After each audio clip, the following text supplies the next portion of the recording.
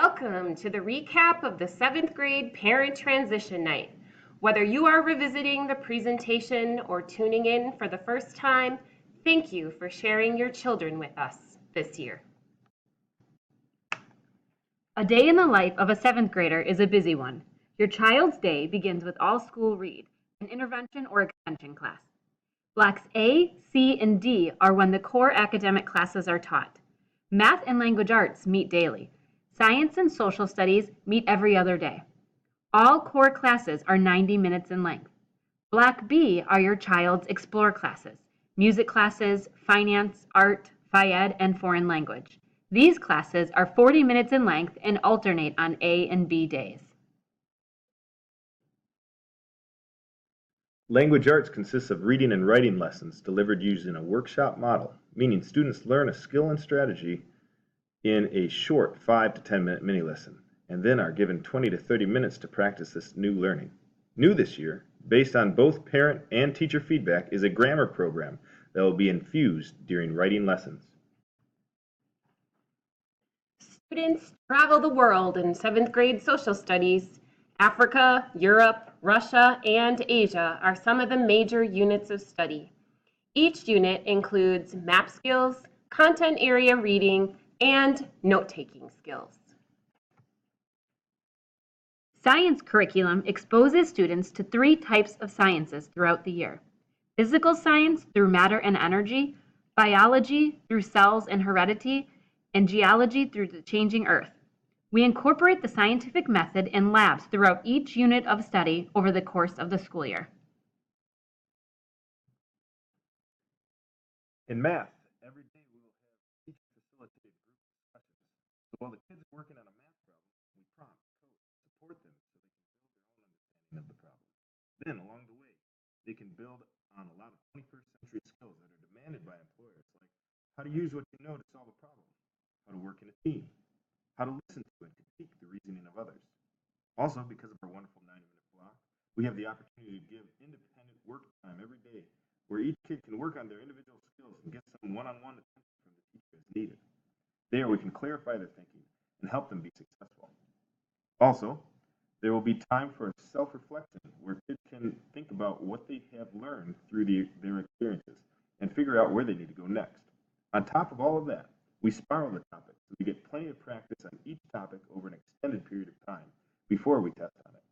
We keep working with them until they understand. To help students track their assignments in each class, a Google Doc has been created that lists the assignments for core academic classes.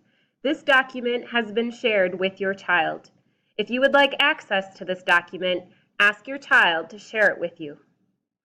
When students are absent, they are responsible for the work they missed.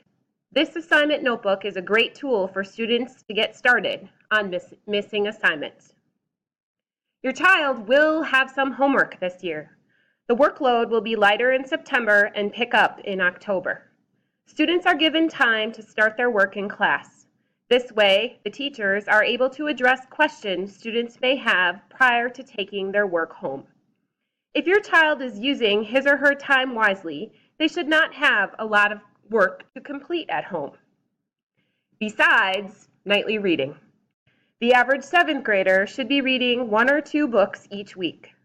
While time for independent reading is a part of language arts classes, time beyond the school day for reading is essential for students to make reading progress.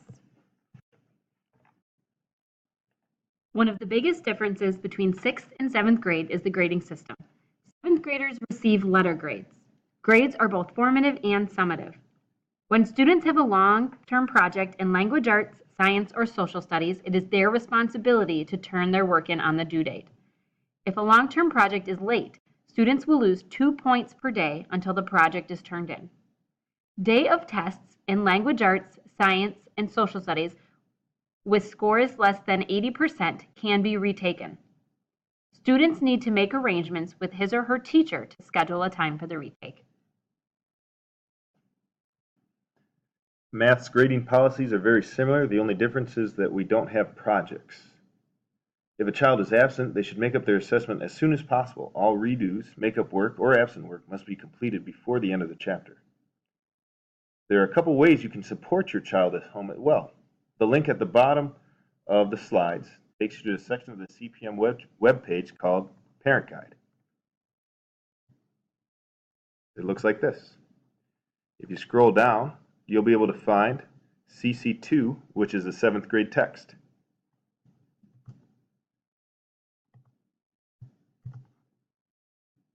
Sorry about that.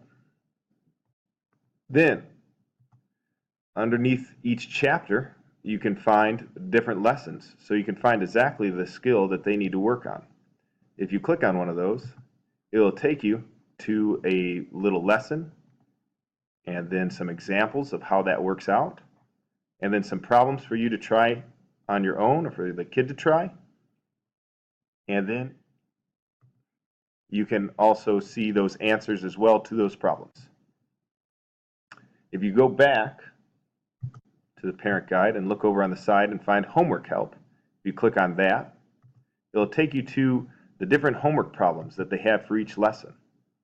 And under those homework problems, you'll be able to click on each individual one. And if you don't understand what the problem's asking for, you can click on a hint and then another one until they give you some answers for that. Occasionally, there'll be times where they don't give you an answer or they don't only give you one hint as you move forward.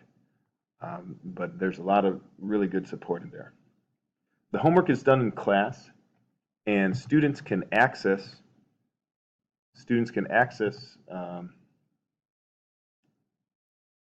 this while working, this homework help. However, if they do not finish the review preview in class, this is a helpful tool they can use to complete it at home. All review previews not completed in class will need to be completed by your child outside of class time. We are big believers in communication. Please do not hesitate to contact us. Email is the quickest way to get a hold of us. Again, thank you for sharing your child with us this year, and thank you for taking the time to listen to this presentation. We look forward to a terrific year.